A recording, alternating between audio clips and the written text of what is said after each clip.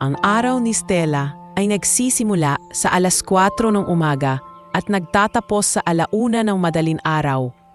Pagod, puyat at gutom, ang mga kamay niya na dati malambot dahil sa paghaharap ng mga gulay sa bukid ay puno na ngayon ng paltos at gasgas mula sa pagkayod at paglilinis ng marmol na sahig ng kanyang mga amo.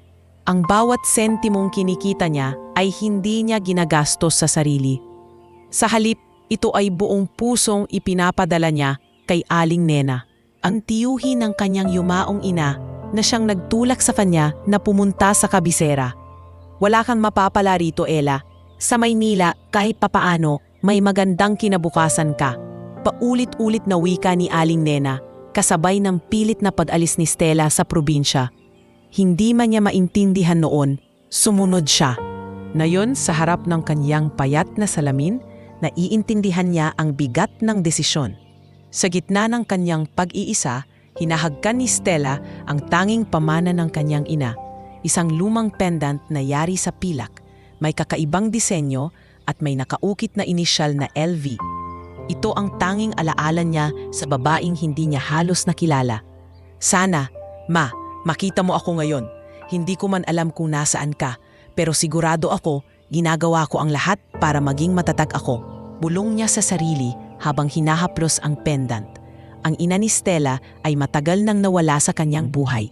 Dala ang malalim at mapait na lihim tungkol sa paghihiwalay nila ng kanyang ama. Ang amang iyon ay walang iba kundi si Don Lorenzo Varela, ang bilyonaryong CEO at nagmamay-ari ng Varela Group of Companies, isang imperyo sa real estate at financial services. Para kay Don Lorenzo, ang nakaraan ay nananatiling nakabaon. Para kay Stella, si Don Lorenzo ay isang estranghero na nababasa lamang sa mga pahayagan. Hindi niya kailanman inakala na ang inisyal na LV sa kanyang pendant ay tumutukoy sa pangalan ng pinakamayamang tao sa buong bansa. Wala siyang kamalay-malay sa kanyang marangal na dugo. Sa bahay ng kanyang mga amo, ang Doña Gracia, isang babaeng may matulis na dila at mahilig manisi, ay tila isang kontrabida sa kanyang araw-araw na buhay. Isang hapon, habang naglilinis si Stella ng malaking silid-kainan, pumasok si Doña Gracia, may hawak na porselana at may mapanuksong tingin. "Ella, ano ba yung ginagawa mo?" Matalim na tanong ni Doña Gracia. Nagmamadaling lumapit si Stella. Yumukod. "Ma'am, pinupunasan ko lang po ang mga chandelier." "Chandelier? Wala kang mata? Tignan mo ang basong ito!" sigaw ni Doña Gracia at itinapon niya ang baso sa marmol na sahig. Nabiyak ito sa napakaraming piraso. "May mansa, hindi mo ba alam kung gaano kamahal ang mga kristal na yan? Sigurado ka bang hindi ka natutulog habang naglilinis ka?" Nanlaki ang mata ni Stella. Hindi niya matandaan na nagkaroon ng mansa ang baso. "Papasensya na po, ma'am. Lilinisin ko po agad." "Huwag mong lilinisin! Hayaan mo muna yan dyan," utos ni Doña Gracia, tumatawa ng pilit. "Ang gagawin mo, uulitin mo ang paglilinis ng buong guest wing. At magtatrabaho ka ng labis na oras ngayon. At alam mo, ang sahod mo ay babawasan ko ng 500 para sa sirang baso na yan." Nanikip ang dibdib ni Stella. 500?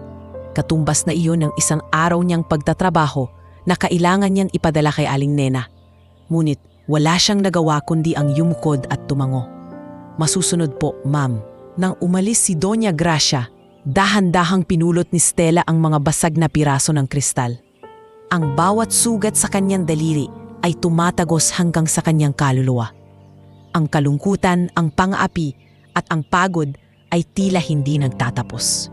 Ngunit sa tuwing naiisip niya si Aling Nena, ang babaeng umaasa sa kanya, ang pinili niyang pamilya, bumabalik ang kanyang lakas. Araw-araw, pagkatapos ng labis na trabaho, si Stella ay naglalakad pauwi sa kanyang cramp na tinutuluyan. Malayo ang kanyang lakad sa gabi, at ang kanyang huling pag-asa ay ang makasakay ng pampublikong bus na punong-puno ng tao. Ito ang kanyang melodrama sa gabi, ang pag-iisa ng isang dalaga na mayaman sa dugo ngunit dukha sa buhay. At sa paglalakad niyang iyon, Hindi niya alam, malapit na niyang makilala ang guwapong taxi driver na si Leo Chavez, ang lalaking magbabago sa kanyang kapalaran. Ang gabing iyon ay matindi ang pagod at lungkot niya at nag-iisip siya kung paano siya makakatipid sa pamasahe sa bus. Ito ang simula ng kanyang kwento. Ang pagtataksi ay hindi para sa pera. Ito ay isang social experiment at pansasanay sa sarili. Ayon kay Leo, hindi niya kayang pamahalaan ang isang malaking korporasyon kung hindi niya nauunawaan ang buhay ng masa. Nais niyang makita ang realidad, hindi ang pininturahang mundo ng mga mayayaman. Lingid sa kaalaman ng kanyang pamilya, nagtatago siya sa likod ng Leo Chavez, taxi driver na pangalan. Hindi ka magiging matagumpay kung ang alam mo lang ay mag-utos. Ben?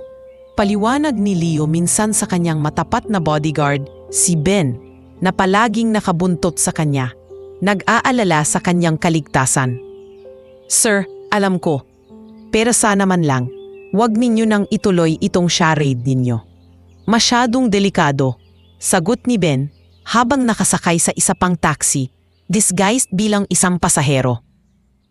Ngunit nagpapatuloy si Leo. Araw-araw may isang regular na pasahero si Leo, si Tita Elvira, isang matandang babae na nagbebenta ng sampagita, malapit sa gated village na tinutuluyan ng mga Varela.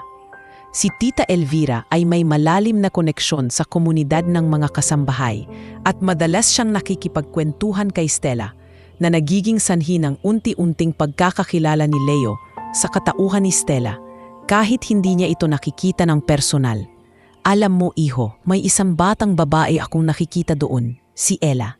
Napakabait, napakasipag, pero mukhang hirap sa buhay. Napakabigat ng dinadala niya.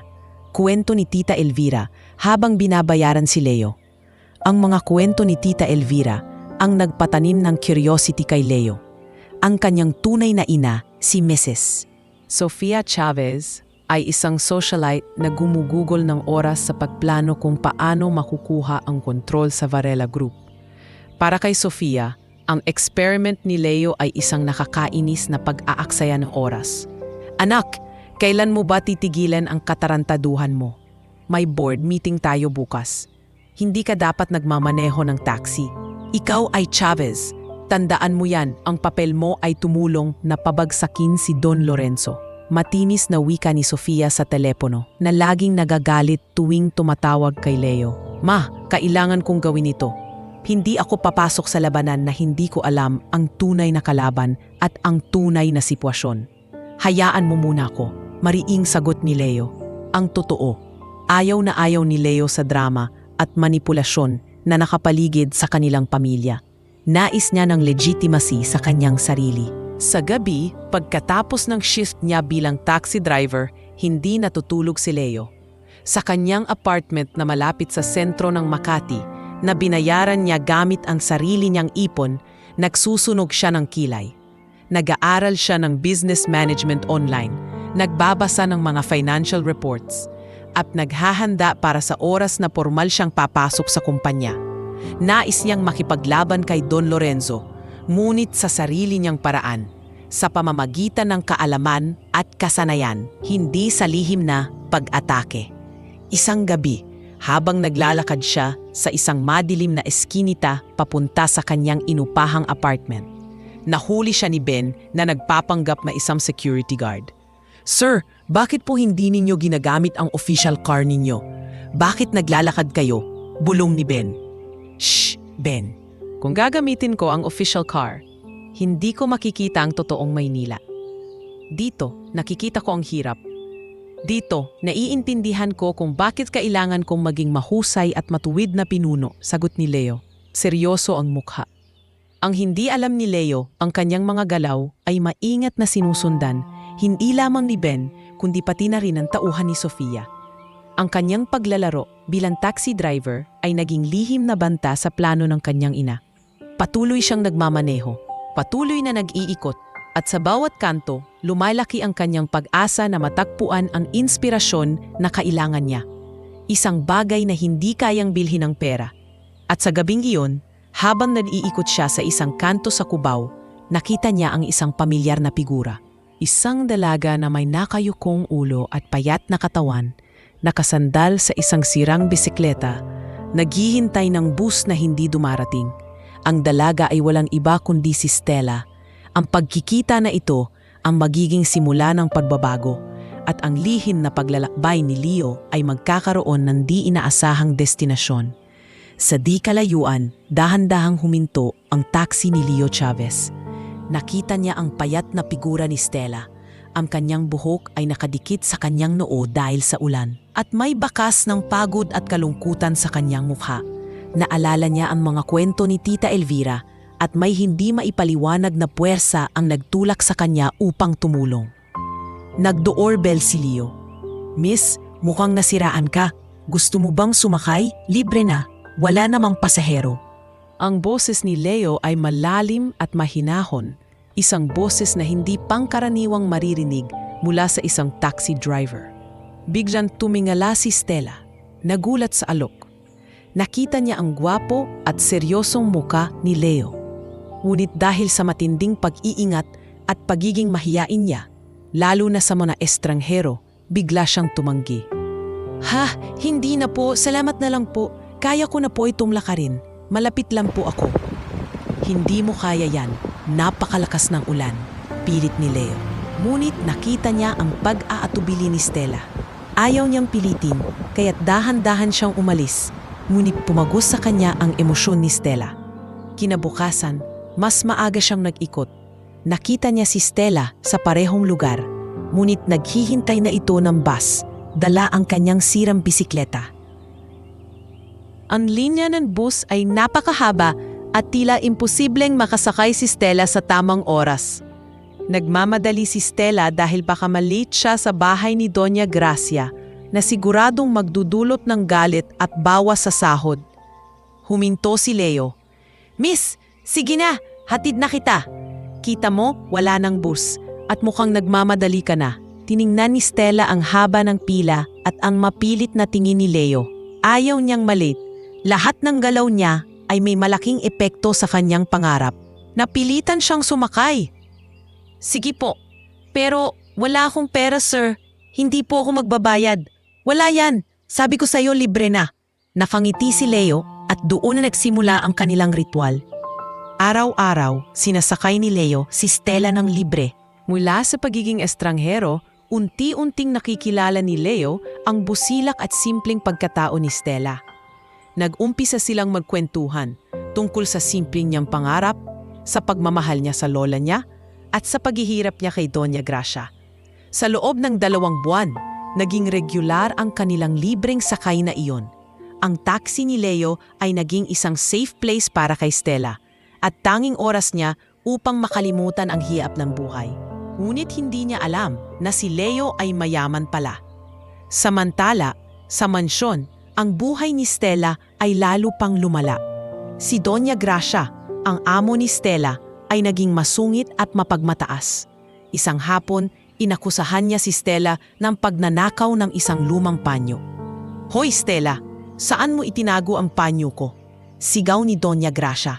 "Wala po akong kinuha, ma'am. Wala po akong interes sa ganyan," sagot ni Stella, namumutla. "Liar! Alam kong ninakaw mo iyon. Mga tao kayong mahihirap, ganyan talaga kayo, magnanakaw," sigaw ni Doña Gracia.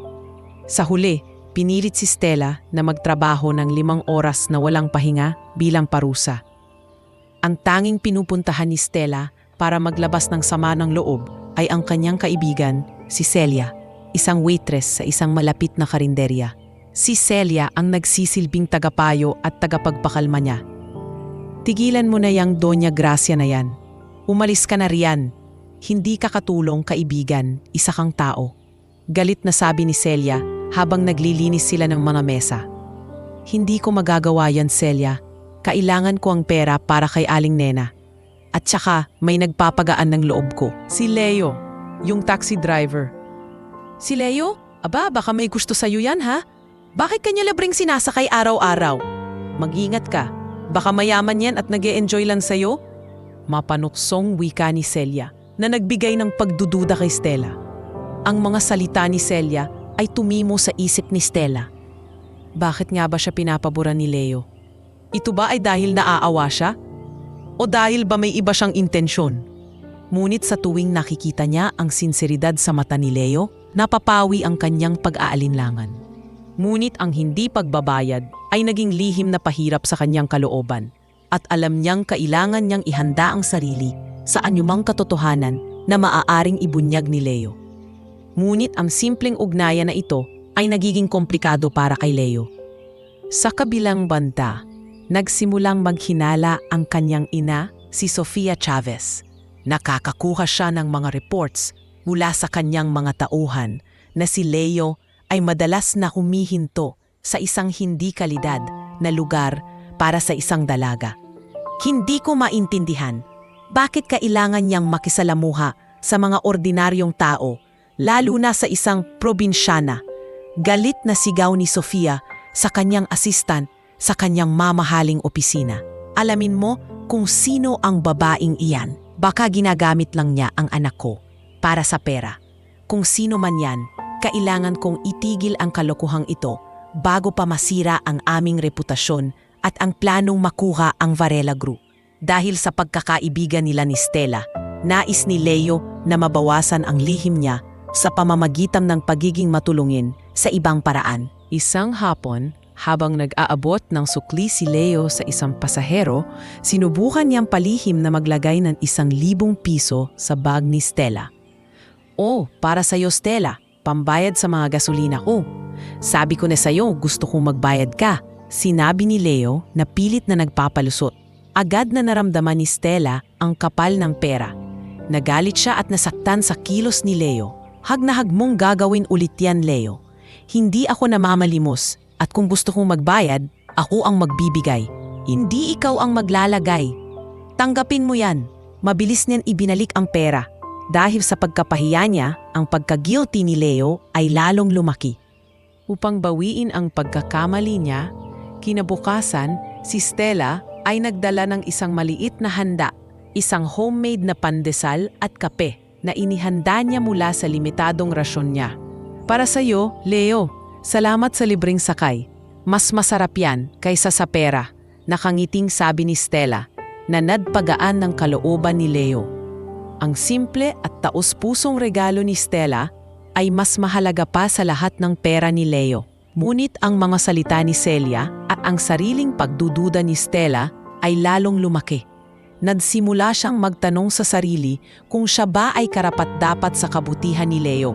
Ang estado niya bilang kasambahay ay pumipigil sa kanya na tanggapin ang pag-ibig o atensyon mula sa isang taong gwapo at mukhang mayaman sa paningin niya.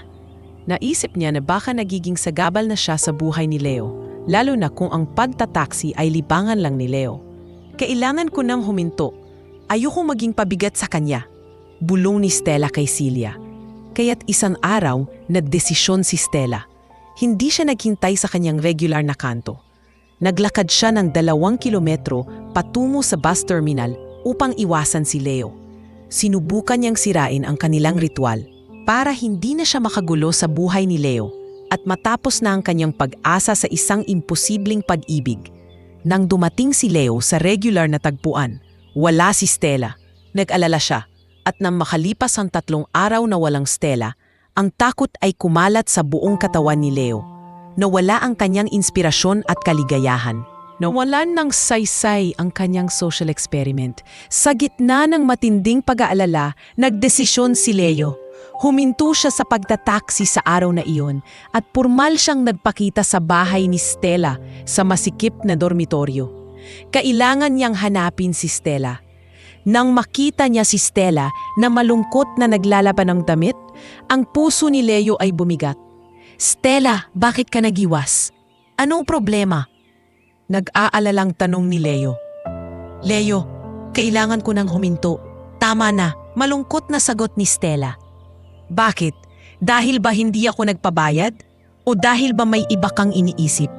"Hindi, Leo. Kailangan ko nang maging totoo sa sarili ko. Hindi ako nababagay sa'yo. At saka, hindi ko na kayang itago na may pagdududa ako sa'yo. Sino ka ba talaga? Bakit mo ito ginagawa?" Nang marinig ito ni Leo, bumagsak ang kanyang depensa. Hindi niya kayang mawala si Stella. Nagdesisyon siyang ipagtapat ang bahagi ng katotohanan. Hindi ako isang karaniwang taxi driver, Stella. Mayaman ako. Anak ako ng isa sa mga may-ari ng isang malaking kumpanya, ang Varela Group. Ang pag-amin na ito ay hindi niya inasahan na magdadala ng mas malaking problema kaysa sa pagtatago. Anak ka ng may-ari ng Varela Group? Ang boses ni Stella ay nanginginig sa galit at sakit. Kaya pala ang dami mong pera. Kaya pala ang lakas mong magbigay ng libreng sakay. Pinaglalaruan mo lang ako, hindi ba? Ako na kasambahay lang. Ako ang libangan mo. Tinangka ni Leo na lumapit at ipaliwanag ang kanyang sarili. Ngunit umatras si Stella. Huwag kang lalapit. Alam ko na ang mga mayayaman. Yan talaga kayo. Ginagawa ninyo kaming laruan. Pinapos ko na ang pagkakaibigan natin, Leo. Umalis ka na. Ang kanyang mga mata ay punong-puno ng luha. Ang kanyang takot na magtiwala sa mga mayayaman ay kinumpirma ng lihim ni Leo. Ang pag-alis ni Leo ay masakit, ngunit ang emosyon ni Stella ay mas matindi. Ang pag-asa niya sa isang malinis na relasyon ay nawasak. Ang kanyang galit ay hindi sa pagiging mayaman ni Leo, kundi sa pagsisinungaling nito. Sa hindi kalayuan, ang matapat na sekretarya at legal counsel ni Don Lorenzo, si Attorney Mateo Santos, ay nag-umpisa ng malalim na pag-iimbestiga sa mga suspicious transactions sa Varela Group, lalo na sa mga pinapamunahan ng pamilya Chavez. Bilang bahagi ng kanyang imbestigasyon, kailangan niyang makita ang buong kasaysayan ng mga empleyado sa mga allied companies at residential properties ng mga shareholders. Isang araw, habang nag-iimbestiga si Attorney Mateo sa background ng mga kasambahay sa mga konektadong properties, nakita niya ang pangalan ni Stella Varela. Ang apelyido ay tumimo sa kanyang isip. Pagkatapos ay, nagtungo siya sa tirahan ni Doña Gracia, nagpanggap na empleyado ng isang charity organization. Doon, nakita niya si Stella habang nagpapahinga. Habang nagkukwento si Stella tungkol sa kanyang mga hirap, aksidenteng lumabas mula sa kanyang suot ang locket na may inisyal na LV. Nagulat si Attorney Mateo. Matindi ang pagkahawig ni Stella sa yumaong ina ni Stella. Ang lihim na pag-ibig ni Don Lorenzo noon. Ang locket na iyon ay matagal nang itinatago ni Don Lorenzo sa kanyang alaala. Miss Stella, ang ganda ng locket mo. Anong ibig sabihin ng LV? Pabiro ngunit seryoso ang tanong ni Attorney Mateo. Ito po ang locket ng nanay ko. Sabi po ng lola ko, pangalan daw po niya at ng papa ko ang inisyal. Malungkot na sagot ni Stella, walang kamalay-malay sa katotohanan. Dala ang malaking hinala, bumalik si Attorney Mateo sa opisina. Ang ebidensya ay napakalakas. Nagdesisyon siyang ilantad ito kay Don Lorenzo.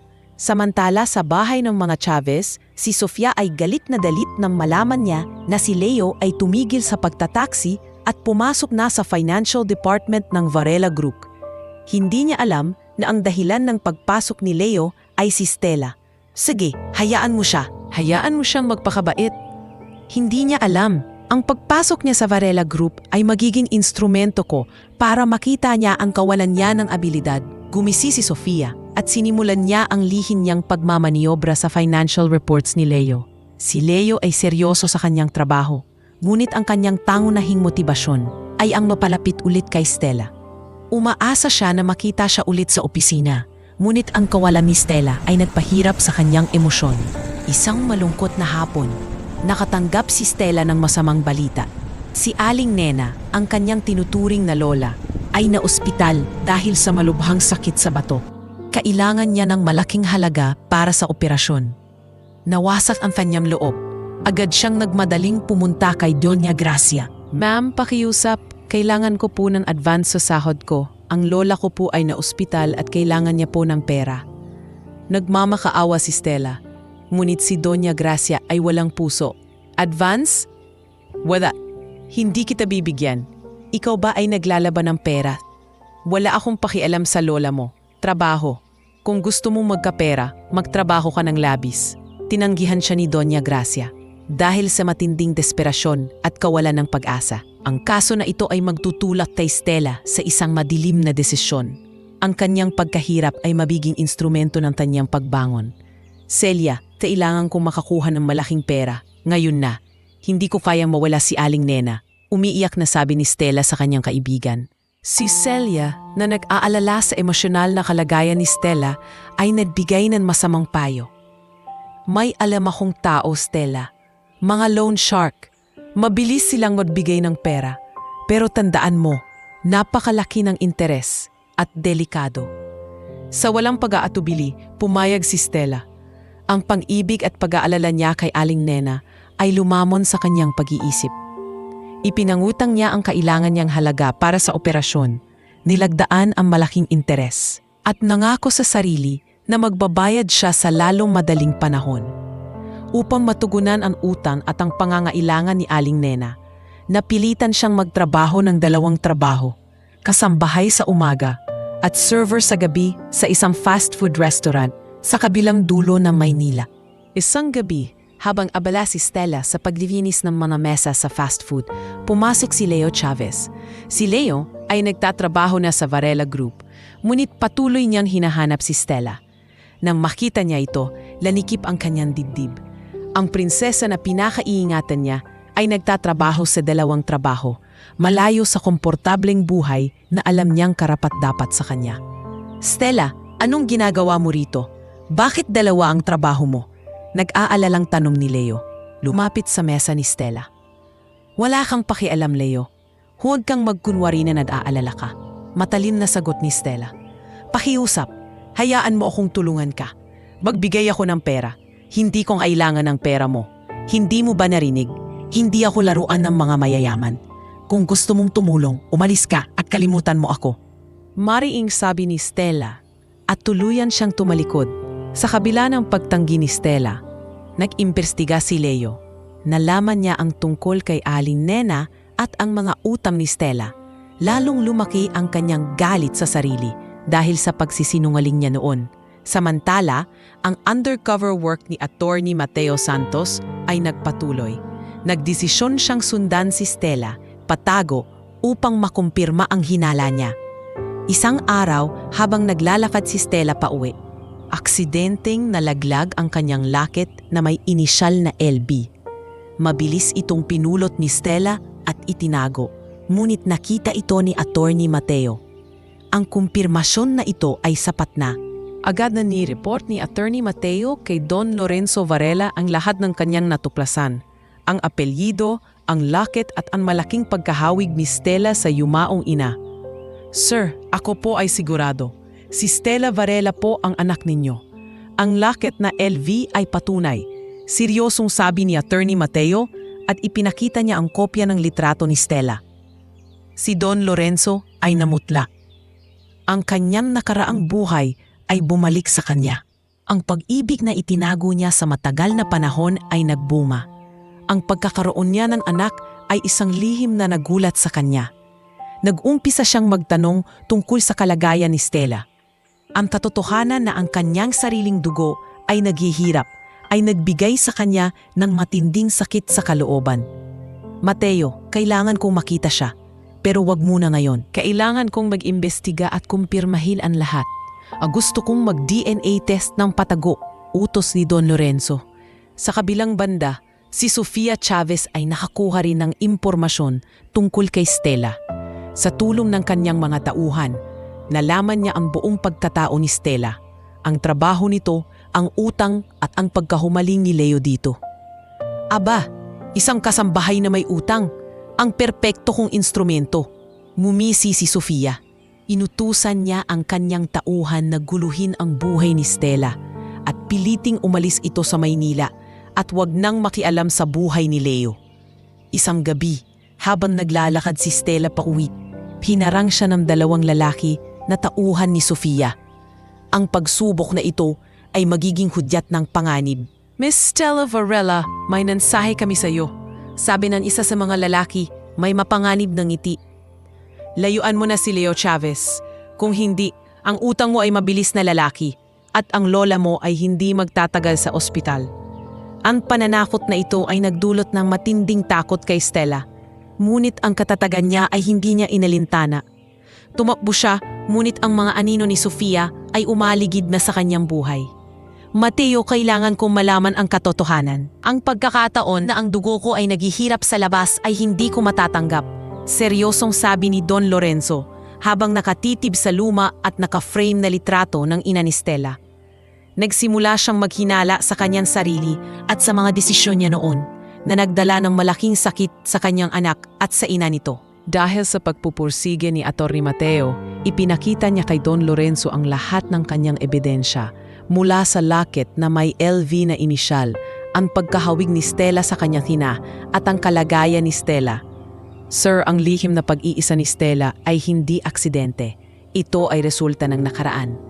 Sa wakas, sumuko si Don Lorenzo sa katotohanan. Nag-utos siya ng DNA test, isang patagong pagkuha ng sample mula kay Stella sa tulong ni Atty. Mateo, at ang paghahambing nito sa kanyang sariling genetic information. Nais niyang tanggapin na may anak siya sa labas, ngunit kailangan niyang kumpirmahin ito bago siya gumawa ng anumang hakbang. Mateo, handa akong harapin ang responsibilidad ko. Kung siya ang anak ko, kailangan kong bawiin ang lahat ng taon na wala ako sa tabi niya. Determinadong sabi ni Don Lorenzo, ang kanyang boses ay nanginginig. Samantala, sa mansyon ng mga Chavez, si Sofia Chavez ay lalong nagagalit. Nalaman niya ang tungkol sa lihim na pag-imbestiga ni Don Lorenzo at ang posibilidad na may tagapagmana ito.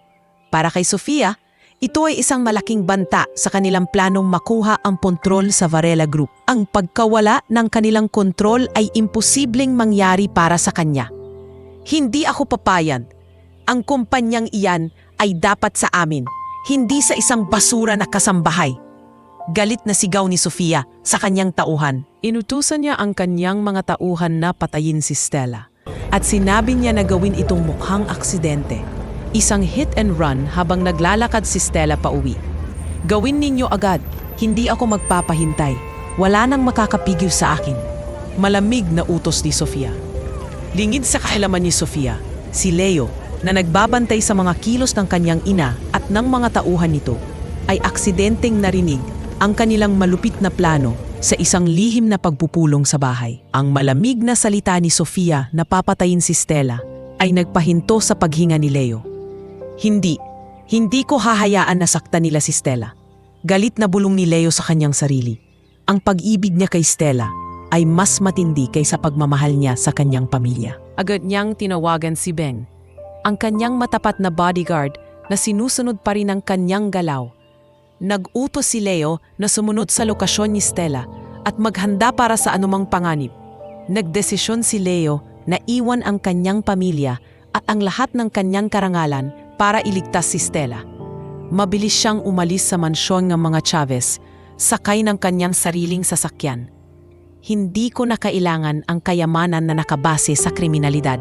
Ang pag-ibig ko kay Stella ang mas mahalaga, mariing sabi ni Leo habang mabilis na nagmamaneho. Ang kanyang layunin ay malinaw, iligtas si Stella at harapin ang pamilya niya.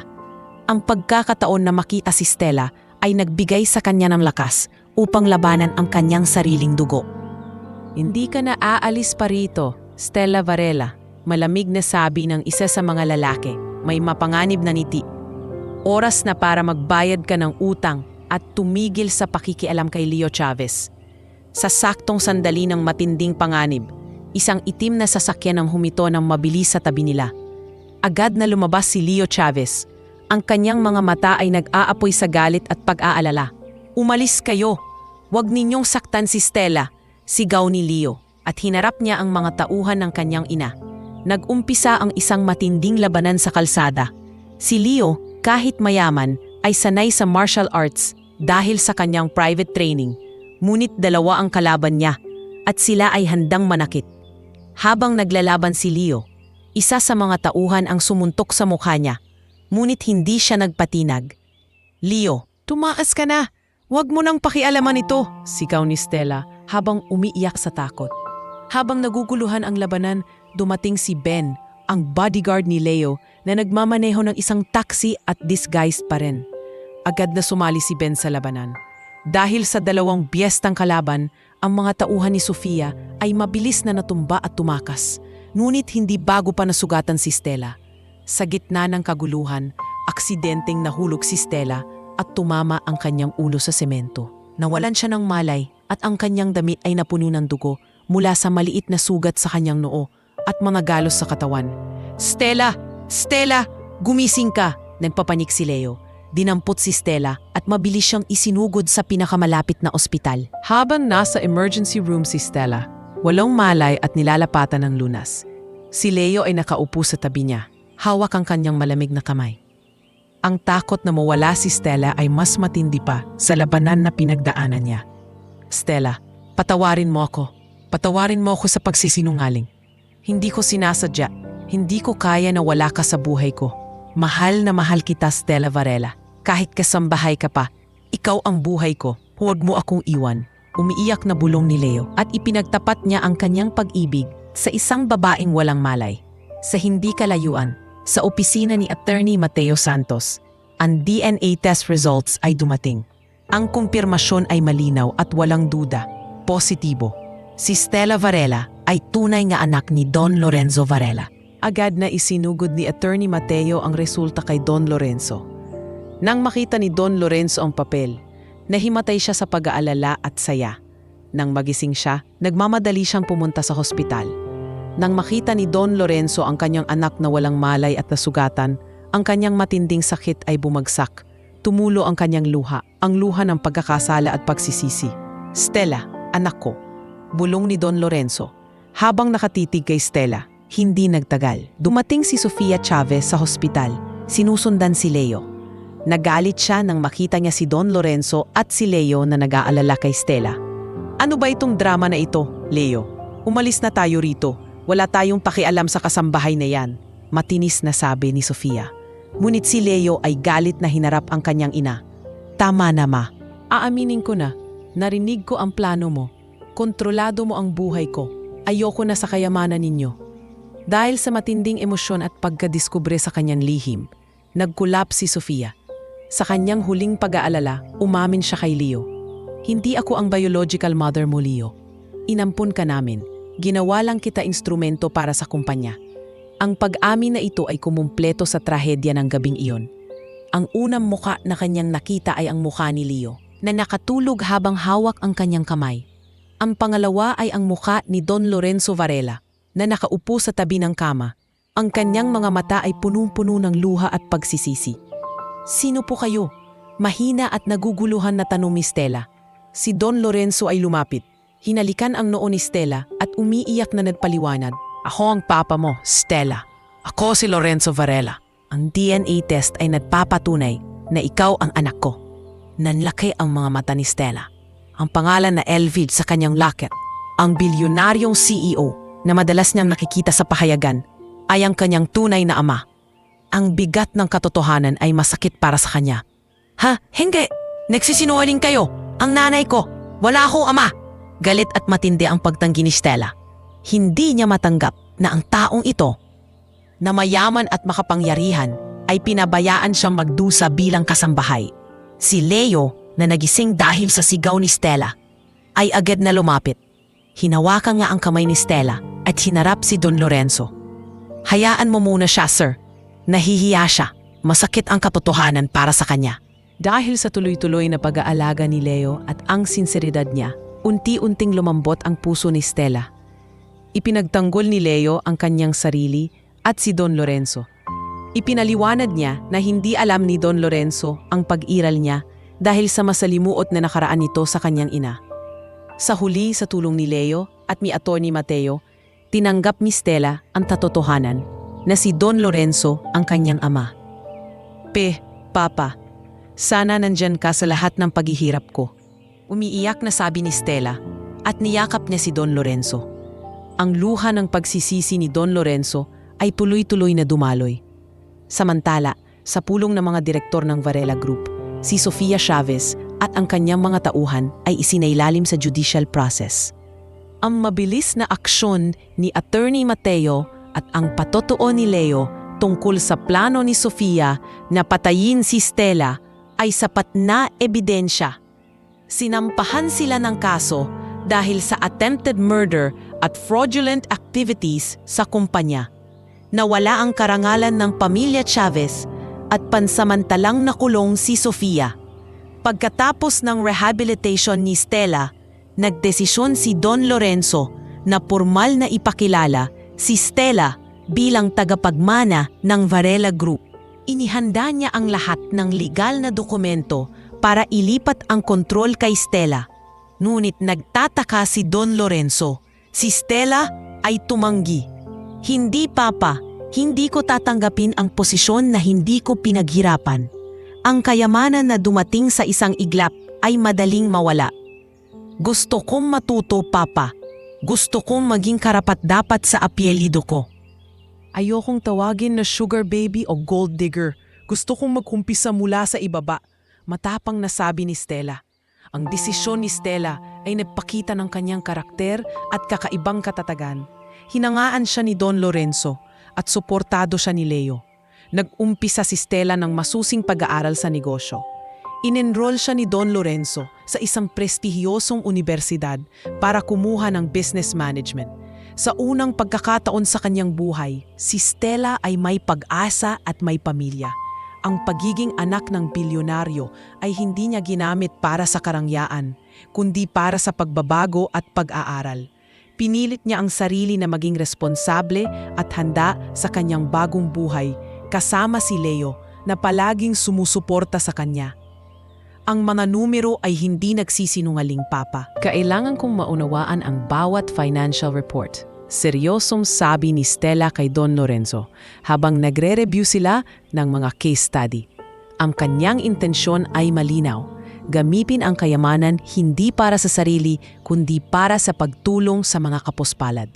Nag-focus siya sa charity work bilang kanyang first step sa Varela Group.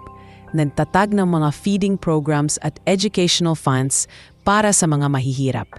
Ang mentor ni Stella sa negosyo ay walang iba kundi si Leo Chavez. Si Leo ay naging mas seryoso sa kanyang trabaho na ngayon ay Vice President sa isang subsidiary ng Varela Group. Nag-umpisa siyang magbigay ng private sessions kay Stella. Tinuturuan siya ng mga strategic thinking at management skills. Magaling, Stella! Pero tandaan mo, ang negosyo ay hindi lang tungkol sa puso, kundi pati na rin sa matatalas na desisyon. Payo ni Leo, habang nakangiti. Ang kanilang relasyon ay lumalalim, puno ng pag-ibig at paggalang na walang bahid ng nakaraang pagsisinungaling. Ngunit ang kapayapaan na ito ay panandalian. Si Elena Montalban, ang illegitimate daughter ni Sofia Chavez at stepsister ni Leo, ay lumabas mula sa anino. Si Elena ay galit kay Stella dahil sa pagkakakulong ni Sofia at sa pagkawala ng karapatan ng kanilang pamilya sa Varela Group. Matalino si Elena at nag-umpisa siya ng lihim na pag-atake sa mga proyekto at investments ng Varela Group. Pinipigil ang daloy ng pera at nagdudulot ng financial instability. Hindi ka magiging matagumpay, Stella. Babasagin ko ang reputasyon mo, tulad ng pagbasag mo sa pamilya ko. Bulong ni Elena sa sarili, habang nag-iimprenta ng mga peke at negatibong reports laban sa charity ni Stella. Dahil sa matinding stress at oras na ginugol ni Stella at ni Leo sa kani-kanilang trabaho at pag-aaral, nagsimulat ang pag-iinit ng ulo sa pagitan nila. Nawalan sila ng oras para sa isa't isa. Isang gabi, habang abala si Stella sa pagre-review, dumating si Leo, pagod at nag-aalala. Stella, pwede ba tayong mag-dinner? Miss na kita. Parang mas mahal mo pa ang trabaho mo kaysa sa akin. Nagre-reklamo si Leo. Leo, hindi mo ba naiintindihan? Kailangan kong patunayan ang sarili ko. Hindi ako pwedeng magkamali. Pagod ako, Leo. Huwag mo na akong dagdagan pa. Sumigaw si Stella, bigla ang bumitaw sa pagkapit ni Leo. Ang tensyon na ito ay nagdulot ng pag-aalala kay Don Lorenzo. Naging malinaw sa kanya na ang bigat ng kayamanan ay maaaring sumira sa relasyon ng kanyang anak. Pinawag niya si Leo para sa isang seryosong pag-uusap. Leo, tinanggap kita bilang bahagi ng pamilya. Pero may babala ako sa iyo. Huwag na huwag mong sasaktan si Stella. Huwag mong ipaparamdam sa kanya na nag-iisa siya. Ang kayamanan ay nakakasira ng relasyon. At ayoko na mangyari iyon sa anak ko. Matindi at seryoso ang babala ni Don Lorenzo. Naintindihan ni Leo ang punto ni Don Lorenzo. Ang pag-ibig niya kay Stella ay mas matindi kaysa sa ego niya. Nagdesisyon siyang ayusin ang kanilang problema at suportahan ang pangarap ni Stella. Ang mga asset natin ay dapat na gamitin para sa kabutihan ng nakararami, Papa. Ang charity natin ang pinakamalaking investment sa reputasyon natin. Mariing paliwanag ni Stella sa isang board meeting na hinangaan ng mga dating skeptical na direktor. Ngunit sa likod ng matatag na reputasyon na itinatayo ni Stella, nagumpisa naman ang tahimik na pagdurusan ng Varela Group. Ang lihim na pag-atake ni Elena Montalban, ang galit na stepsister ni Leo, ay nagdulot ng malalaking butas sa pananalapit ng kumpanya. Si Elena, na sinusuportahan ng nakakulong na si Sofia Chavez mula sa likod ng rehas, ay nagnanakaw ng mga intellectual properties at naglilipat ng mga pondo sa mga offshore accounts. Ang financial struggles ay naging talamak, ngunit itinatago ito ni Don Lorenzo kay Stella upang protektahan siya. Si Leo, na lubos na alam ang kalagayan ng negosyo at ang pangangailangan ni Stella na patunayan ang sarili, ay nagdesisyon na ituloy ang kanyang real plan, ang magtayo ng sarili niyang kumpanya. Ito ay hindi para sa pera, kundi para magkaroon siya ng independent power upang tulungan si Stella nang hindi nakikialam sa desisyon ni Don Lorenzo. Umalis siya sa Varela Group sa mapayapang paraan na ikinalungkot ni Stella. "Bakit, Leo? Bakit ka aalis? Kailangan kita rito." Naguguluhan na tanong ni Stella. "Stella, kailangan kong maglakad sa sarili kong daan. Hindi ako pwedeng mabuhay sa anino ng pamilya Varela o Chavez. Huwag kang mag-alala, diyaan lang ako." Babalik ako kung kailangan mo ako, matamis na ngiti ni Leo, habang itinatago ang tunay niyang motibasyon. Ang pag-alis ni Leo ay nagbigay kay Stella ng mas matinding determinasyon. Sa gitna ng stress sa financial issues na dahan-dahan ang lumalabas, nag-umpisa si Stella ng independent investigasyon sa mga financial fraud sa Varela Group. Tinulungan siya ni Attorney Mateo Santos na magbigay ng access sa mga reports at documents. Ang pag-iimbestiga ni Stella ay masinsinan. Napansin niya ang kakaibang daloy ng pera sa mga accounts na hindi kilala. Agad siyang nagsumikap na hanapin ang pinagmulan ng problema. Ang kanyang kakayahan sa business management ay gumagaling ng mabilis. Natuklasan niya ang koneksyon ni Elena Montalban sa mga fraudulent activities. Natagpuan niya ang emails at mga lihim na transaksyon na nagpapatunay na si Elena ang nasa likod ng pagkasira ng kumpanya. Upang makakuha ng mas maraming impormasyon, humingi ng tulong si Stella sa kanyang matalik na kaibigan, si Celia. Si Celia, na nagtatrabaho pa rin bilang waitress, ay may kakayahan sa information gathering sa kanyang komunidad. "Celia, kailangan ko ng tulong mo. Kailangan kong makita ang kilos ni Elena Montalban. Alam kong may koneksyon ka sa komunidad." Pakiusap ni Stella. "Siyempre, Stella, huwag kang mag-alala. Hindi mo ako kaibigan dahil mayaman ka na. Tutulungan kita." Ngiti ni Celia. Ginamit ni Celia ang kanyang koneksyon sa catering at service industry upang makapasok sa events ni Elena at makakuha ng impormasyon at litrato ng mga kasabwat nito. Ang pagsasanib ng galing ni Stella sa korporasyon at ang kakayahan ni Celia sa masa ay nagbigay ng malaking banta kay Elena. Ang labanan ay hindi na lamang tungkol sa kayamanan, kundi sa katotohanan at katarungan. Si Stella ay nagiging isang malakas at matalinong pinuno, handang harapin ang anumang hamon para sa kumpanya at sa kanyang sarili. Ang pagsususpetsa at matinding stress ay unti-unting pumapatay sa kanilang pagmamahalan. Isang gabi, habang abala si Stella sa pagkolekta ng mga ebidensya laban kay Elena, pumasok si Leo, may dalang hapunan. "Stella, huminahon ka muna, kumain na tayo. Napapabayaan mo na ang sarili mo." Nag-aalalang sabi ni Leo. "Leo, hindi mo naintindihan. Galit na sabi ni Stella. Ang pagsubok ng negosyo ay humahadlang sa kaligayahan nila. Ang tensyon ay lalong lumala nang si Elena Montalban ay nag-umpisa ng blackmail kay Stella.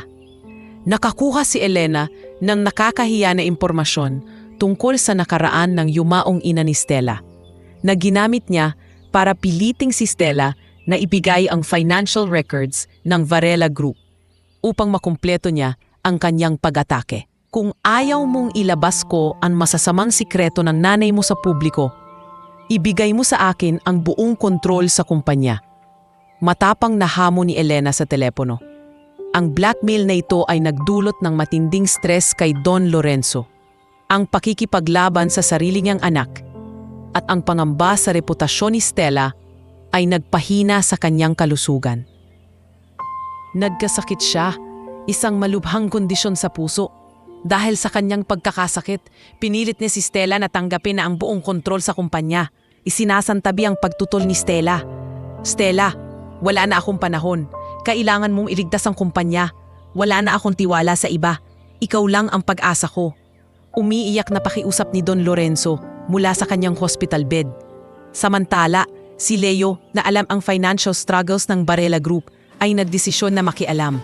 Ginamit niya ang lahat ng nalikom niyang pondo mula sa kanyang independent company upang magbigay ng personal na loan sa Varela Group nang walang interes at walang nakakaalam.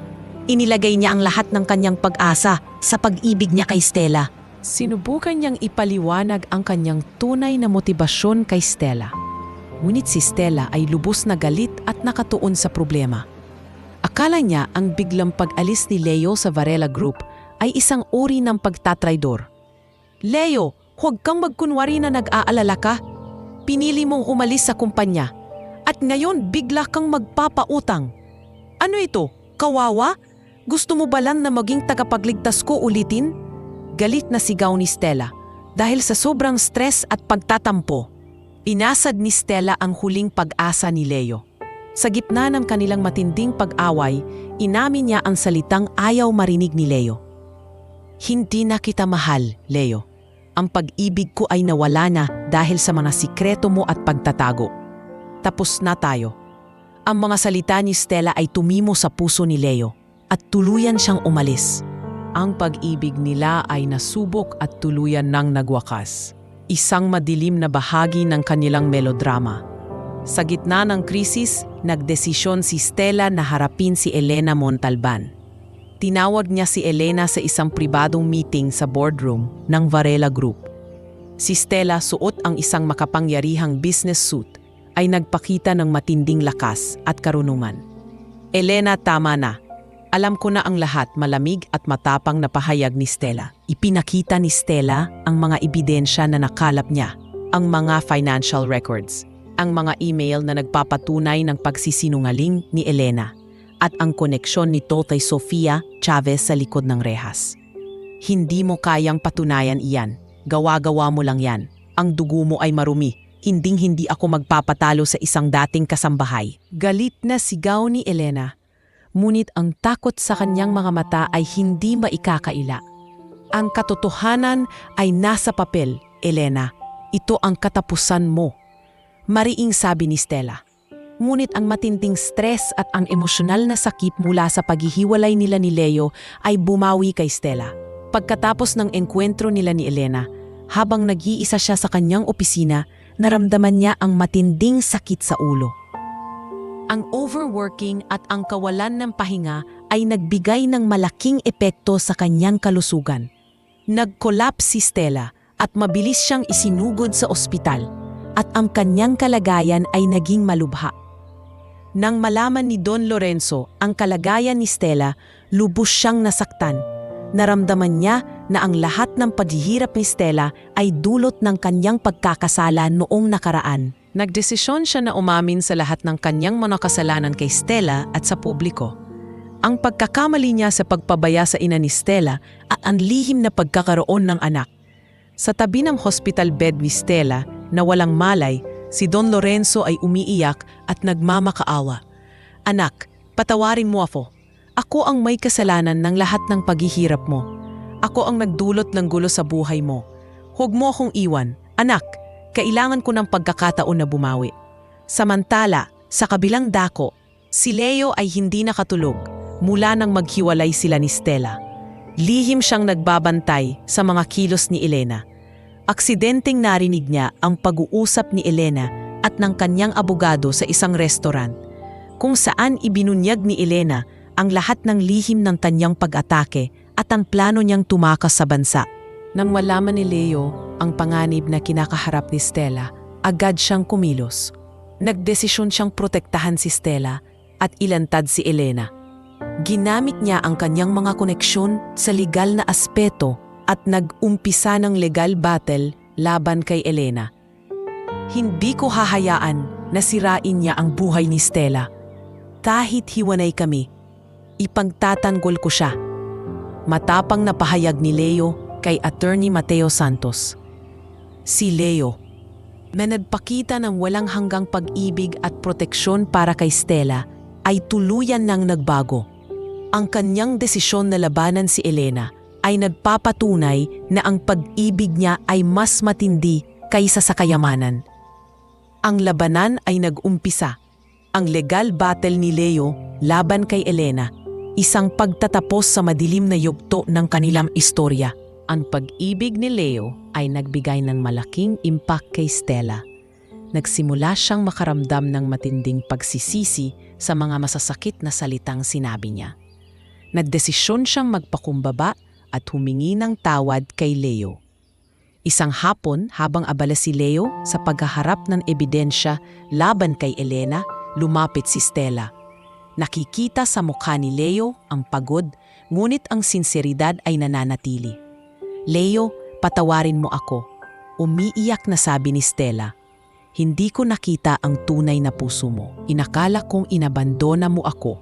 Ako ang nagkamali. Hindi ko sinasadya ang mga sinabi ko. Si Leo, na matagal nang naghihintay sa sandaling ito, ay niyakap si Stella ng mahigpit. Wala kang kasalanan, Stella. Hindi kita sinisisi. Naiintindihan ko ang stress mo. Ang mahalaga, magkasama na tayo ulit. Malambing na sagot ni Leo. Ang muling paghusbong ng kanilang pag-ibig ay mas matibay kaysa dati.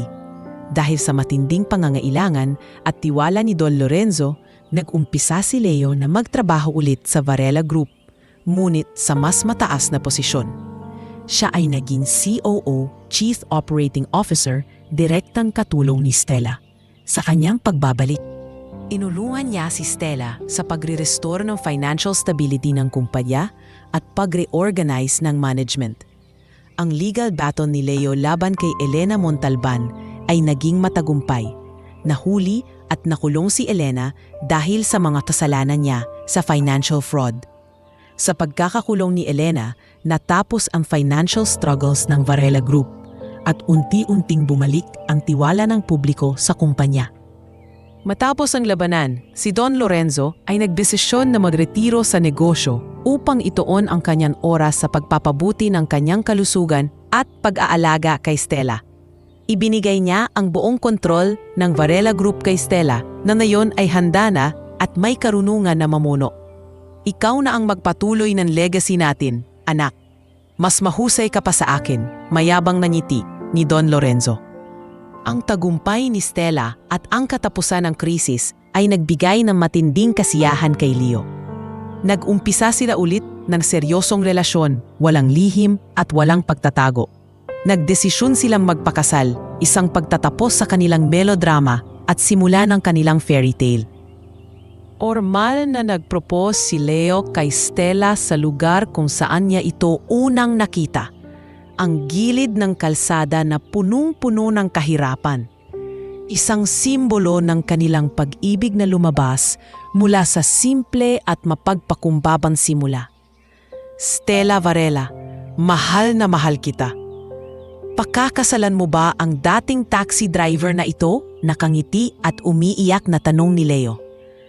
Oo Leo, pakakasalan ko ang lalaking nagligtas sa buhay ko at sa kumpanya ni Papa.